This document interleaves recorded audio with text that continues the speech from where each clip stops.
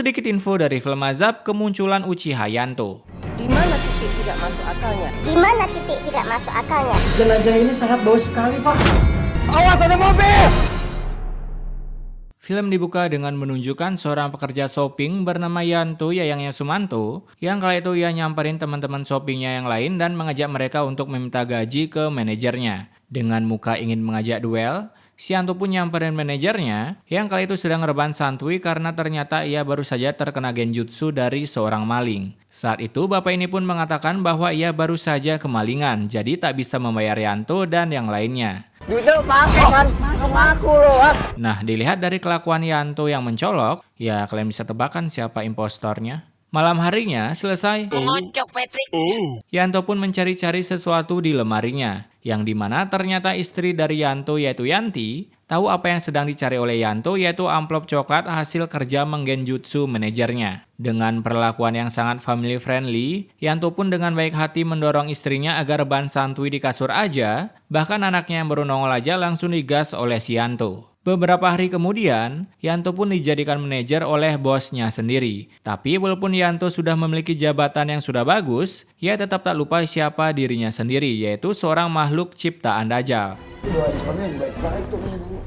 Suami mau kerja lu bukannya bikin sarapan. Nah, itulah sebabnya disebut ciptaan Dajjal. Suatu hari, Yanto yang sudah membeli Vario Hedon dengan menggelapi gaji karyawannya, ia pun secara beringas pamer motor itu ke para warga.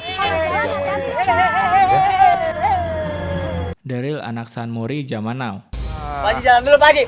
Lah kok ngegas? Keesokan harinya, Yanto yang ketahuan menggelapi gaji karyawan langsung didemo oleh para warga toko oren hingga ia tak sengaja terjatuh dan tangannya terkena sebuah paku. Sedangkan ibu-ibu di sebelahnya bisa-bisanya malah nahan boker di tengah musibah pemeran utama. Di malam harinya, tangan Yanto yang terkena paku pun mulai kesakitan, membuatnya seperti ingin mengeluarkan rasa enggan sampai merintih-rintih seperti orang lagi boker yang engeknya udah di ujung namun tak kunjung keluar. Sampai-sampai saat ingin cebok terjadilah koneksi bermasalah alias nge-lag sehingga ia pun malah mencebok kepalanya. Kala itu istrinya yang melihat suaminya salah mencebok mulai menenangkan suaminya dan menyuruhnya keluar dari kamar mandi. Lalu keluarlah sebuah kata-kata mutiara seperti ini.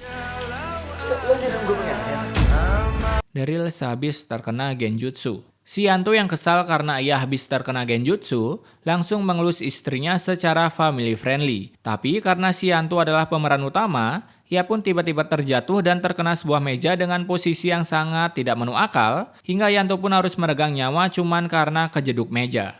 Daryl bingung cara ngeki pemeran utama.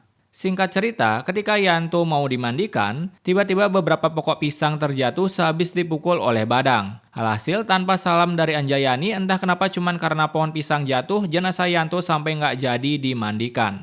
Jenazah ini sangat bau sekali, Pak.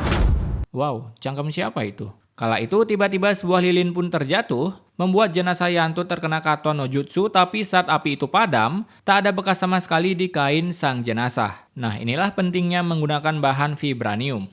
Ketika si beban galaksi ini OTW ke pemakaman, tiba-tiba ulti dari Eudora pun muncul dengan berkata welcome to Mobile Legend, lalu dari jauh datanglah VR Offroad milik si Burhan yang melibas habis rombongan jenazah itu. Hingga jenazah si Yanto kelelepan sampah-sampah masyarakat yang suka makan duit rakyat. Kala itu seorang warga marah-marah ke orang yang membawa VR, namun saat berbalik mereka kaget karena tiba-tiba jenazah Yanto menghilang menggunakan Kamui yang entah kemana perginya.